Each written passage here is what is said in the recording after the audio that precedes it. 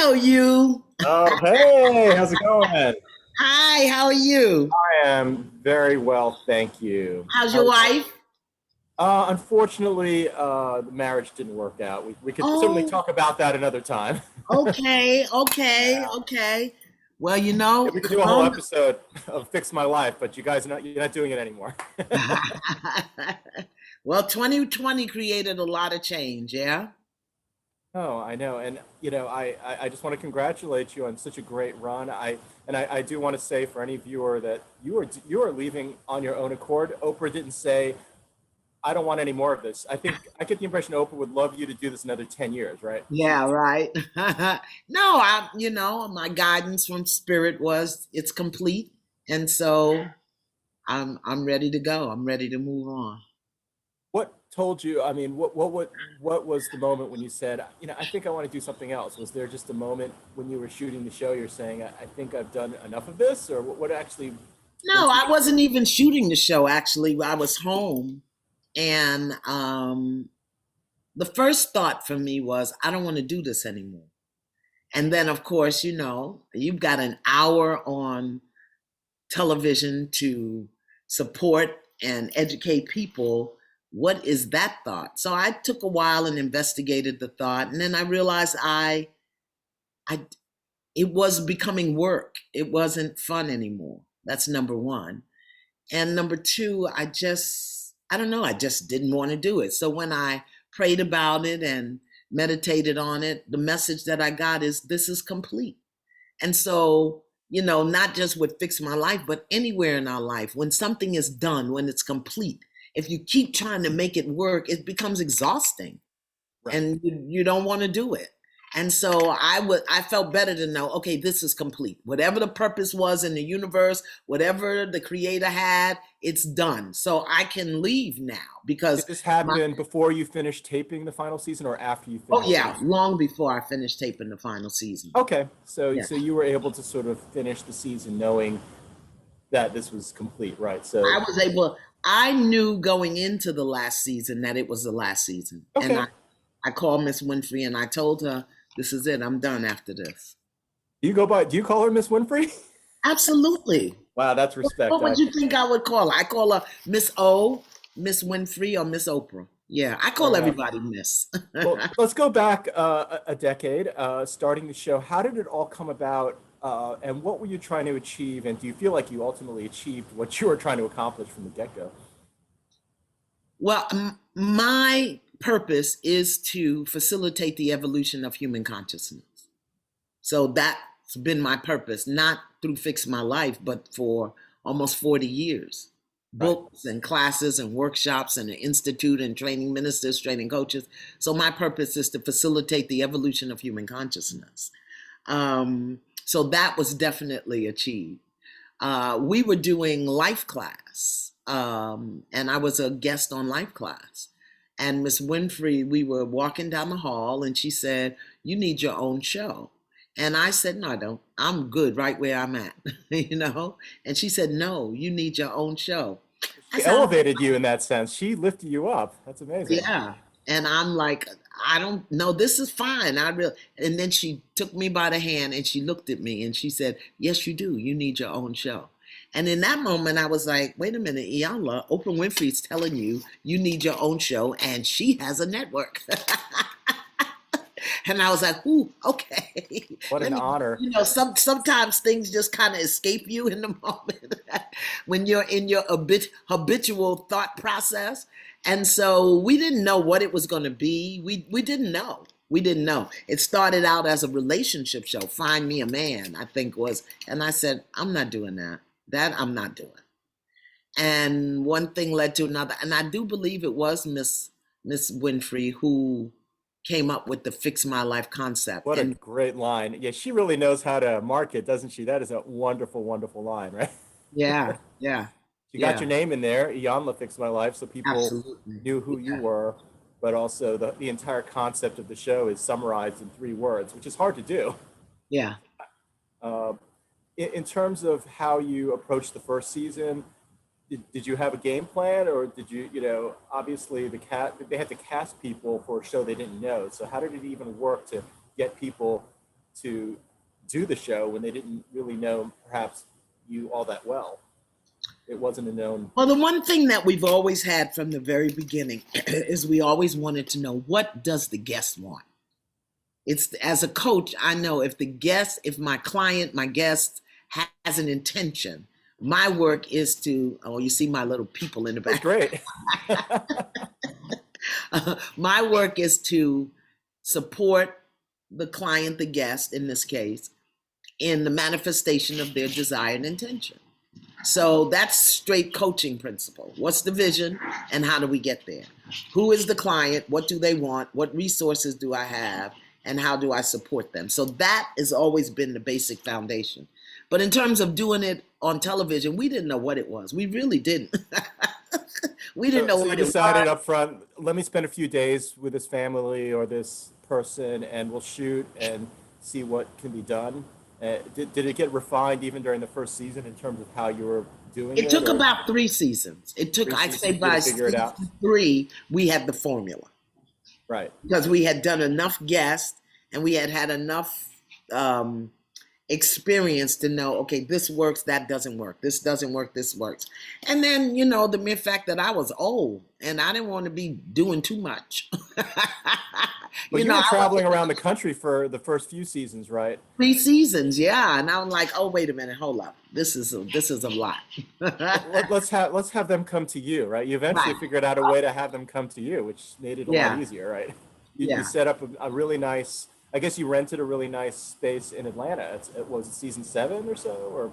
Well, we were in LA for a season. Oh, you did it in LA? In Chicago for a season, and we were in Atlanta for the last 3 seasons. Oh, nice.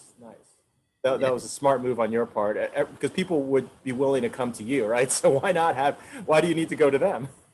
Well, the other part of it was being in a consistent location. I got to have a consistent crew, because the crew is equally as important as me and the guest. Oh, especially given the sensitive topics you're dealing with here. You want to be comfortable. You want them to be comfortable. You want the crew to be comfortable. And I want the guests to be safe. And so, from city to city, camera to camera, sound man to sound man, for some people it was just a day's work. And that wasn't always consistent with the kind of environment that we wanted to create. We have to keep the guests safe. So I think it was season 5 is where we started to do things consistently in the same place, which created a safety net for me, for the guests, by having a consistent crew. And by then you started creating some thematics, and you had the healing. I think you had like a healing place for women for one season, which was a great concept. One for men, one for women. Yeah. And you started doing multi part episodes for the most famous one is out of Atlanta, Jay Williams. I think you did 6 episodes. That was a whole season. My goodness. Have you heard from Jay?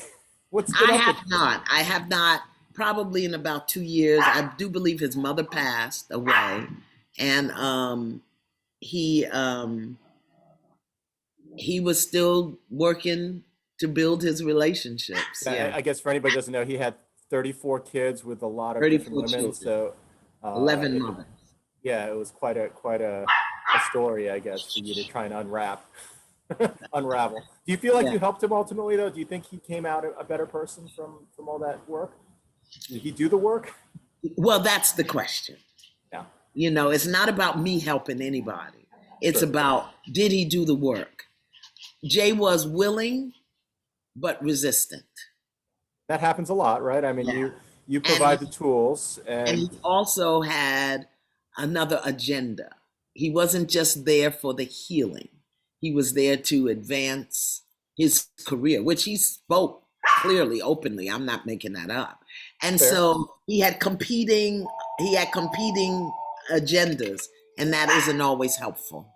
Right. I mean, was there a challenge with some of the celebrity guests that they were sometimes doing this not for the purest of intentions, or did you feel like some did and some didn't? It just depended. Let me let that stop ringing. Oh, sure. That's the beauty of working at home. I know. I have a Roomba, and like I was on with TD Jakes, and the Roomba turned on, and I was like, "Oh gosh, is that too loud? Is that?" And I didn't want to leave the screen and turn it off. It was just like, but fortunately, the Yeah. sound wasn't that bad. You know, the beauty for me with celebrities and my intention for doing public people was to really level the playing field. Because so many people think if I just have this job or this career, if I get this deal, if I make this record, if I write this book, everything's going to be fine. And what I really wanted people to know is it doesn't matter how high you are up in the world, you will still have issues. And I wanted them, the viewers, to see that they could be on the same in the same book with public people, even if they weren't on the same page. So most public people, all guests got the same speech from me. All Right, guests. I don't care right. who you are. And that speech was, I'm not here to do television. This isn't even for you. You are just the demonstration to the hundreds of thousands of people who are watching. So you get the immediate benefit, but this isn't for you. And we're not doing television. This is my ministry. Every guest got that speech. I mean, there have been times when you've walked away from guests, right? You've left them because you could tell they were either resistant or they weren't doing this for the purest of intentions, right? You have gone through periods of frustration I've seen on TV, right? Yeah, absolutely. And usually it's when the guest either abandons their own intention or stop, tries to manipulate the process for a hidden agenda, or they lose trust. Sure. Once a guest loses trust in me, there's nothing I can do. Nothing.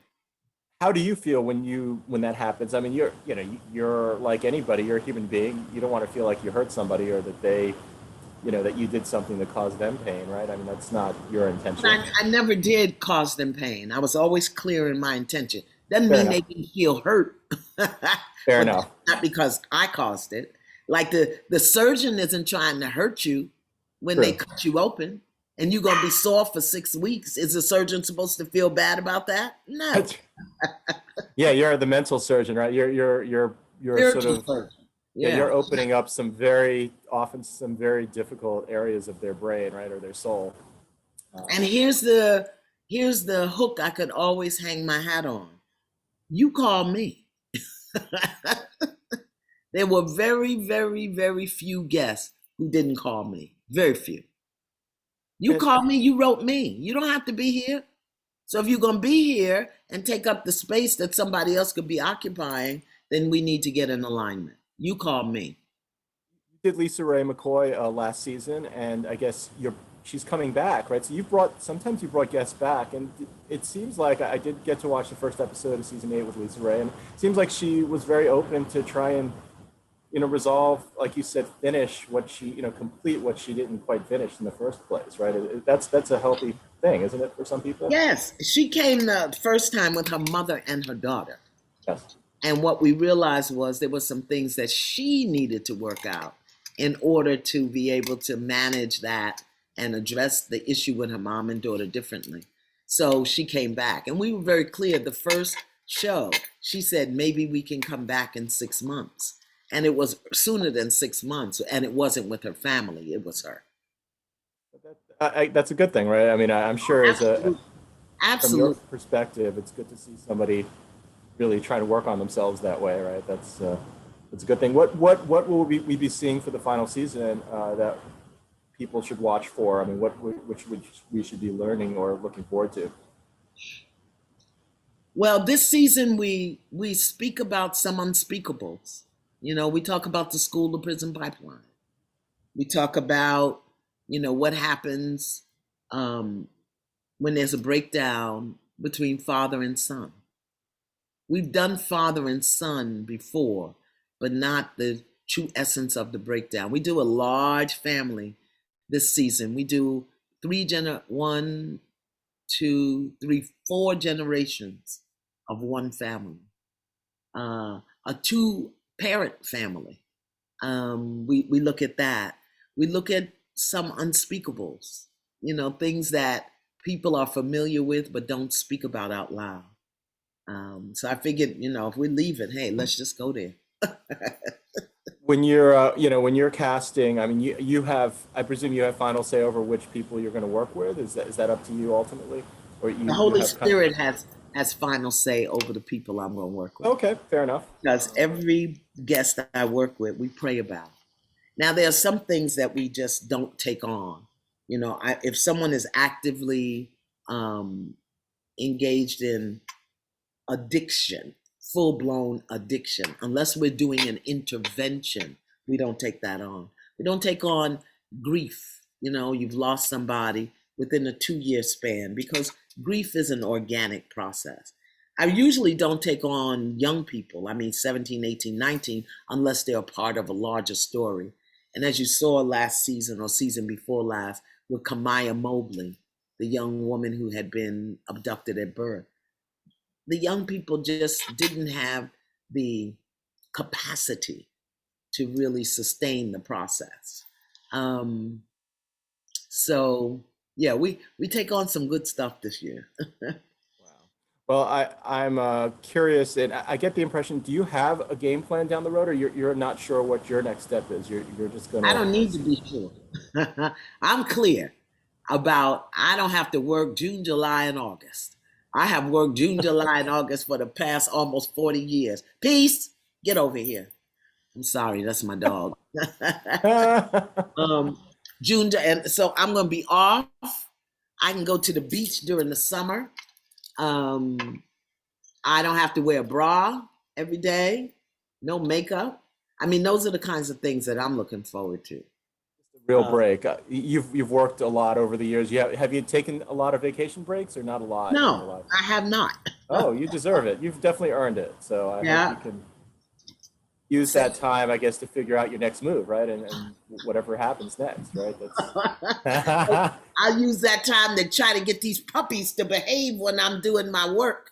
Oh, of course. Well, the pandemic obviously probably has given at least life coaches and therapists a lot more work. I mean, what impact do you think that's had on people's connections with family, with friends, with society as a whole? Do you think we'll be able to get out of this pandemic mentally whole as a society? Well, if we don't get the lesson, we won't. All things are lessons that God would have us learn. I think what the pandemic did was bring to our awareness, our conscious awareness, and bring to full view the things that we need to work on that we're still in denial about: racism, racial injustice, economic disparity, the issues of black, brown, red, and yellow people, the denigration of women, sexual irresponsibility. Look at all of the stuff the pandemic has raised up. We're worrying about the vaccine. We need to be worrying about vaccinating our mind. And I think that if we don't stop paying attention and addressing the things that the universe has revealed to us, it's going to go on a lot longer than it has to. And one of the things that I find so interesting in all of these things: racial injustice, economic disparity, the subservience and the denigration of women, all of those things have been masked. We've been masking them. And now that we have to physically wear masks, we're upset. We're upset with the mask and not the things that we have held masked. And I say this pandemic is not just about the COVID, it's about the infection in our mind and our heart that we're being called to heal. Oh my goodness, that's a lot to take in. I sense and I know that something else will come along big for you, whatever it may be. It may not even be television, right? It could be something completely different, right? We don't know. Yeah, well, now the big thing is podcast, radio. We're going back to radio. I love it. Oh, cool. Are you already in the middle of a podcast right now? No, not at No? all. I'm in the middle of trying to get my bra off for June, July, and August. Well, can't wait to hear from you in some capacity down the road. We're looking forward to the final season. And You were with me in the beginning. I I know. remember we interviewed in Atlanta in the very beginning. Oh, it's been a long time. Yeah, I'm a Yeah. little rare, but I'm still here. I'm still Well, the good for Atlanta Journal you. Constitution has treated me well, and I'm grateful to still have a gig. Yeah, good, good, good, good. Okay. And so it starts. Let's give the launch. When do you guys start? When does season 8 begin? Saturday, April 9th. Is it the 9th or the 10th? Is it the 9th or the I 10th, think it's the Ron? 10th is Saturday. I think. Yeah, Yeah. so April 10th, and we run through May. And So then we're going to end with a really juicy, light, and lovely special. those 8. I think it's 7 or 8 episodes. How many left? 7 episodes, and then Seven a episodes. 2 hour Not special. counting. That's not counting the special, right? Right, no. Have you already taped the special? Is the special already in Nope. the can? Oh, you're Haven't. gonna do that. Oh, We're that's going to gonna be do that fun. very soon. Yeah. Are you a sentimental type? Are you gonna have to do it without? Are you gonna be able to do it without crying? The final episode. I don't know. I don't You know. don't It's know what not. emotions it will be. I don't know. I don't. I For me, it's not sentimentality. It's humility. You know what? I was born in the back of a taxi cab to an alcoholic mother who was the other woman to a married man. It's a lot to I'm take in humble. right there. I am humbled that I have been able to grow through um, challenges that have killed people. I'm humbled. I'm humbled that I've been chosen to do this level of work publicly. I'm humbled. So I think it's the humility of it and the joy of it. I have a team of people who absolutely love me, and I love them. We would take bullets for each other. Hopefully, we don't have to do that, you know. And I've lost two very important people in my life throughout this process. My goddaughter and my coach, Tanaza Lee, she passed away I think it was fifth season, fourth or fifth season, From what? with me, pulmonary embolism, 40 years old. Passed away 2 days before Christmas. And then always looming over my head is the fact that my muse and best friend, my daughter Jamia, didn't get to see this physically, but she's been with me every day. So that to me is the sentimental part. But to be able to do this work and to have it received eventually, because them first 2, 3 seasons were rough. People were more concerned about my hair and my clothes. But to have it received and acknowledged the way it has been humbles me, and I'm really grateful. Well, the good thing is all these episodes are in. I guess they're on a streaming service forever, right? Ultimately. Yeah. Yeah. Where can you get old episodes of Iyanla? Where is it available right now? Do you know where I you can think stream it's it? on the Discovery streaming Oh, thingy. it's on Discovery Plus. Yeah. Okay. I believe Oh, so. cool. Yeah. Oh, nice. That's great. Everything is there. I know. Yeah. It's nice to have it. It's there as a time capsule, right, for you. Yeah. And, 20 years from now, when the same way we look back at I Love Lucy and see them sleeping in separate beds, when we've got Love and Hip Hop where they sleeping on the pole and the floor in the car and everywhere else. 20 Yeah. years from now, people who are just born or not even born will look back at that. And hopefully by then, the things that we talked about on Fix My Life will be a part of everyday life. Right. Right. I Thank you hope. so much, Iyanla. I Thank you. appreciate your Thank you, time Rodney. over the years. Yes. Glad I've gotten to meet you in person a couple times as well, and hopefully we will meet again in person Okay, down the we road. will. We'll let you Thank. know when I'm doing something juicy and delicious. Oh, cannot wait. I am Okay. already hungry. So Okay. thank you so much. Bye-bye. Take care. You Bye. too.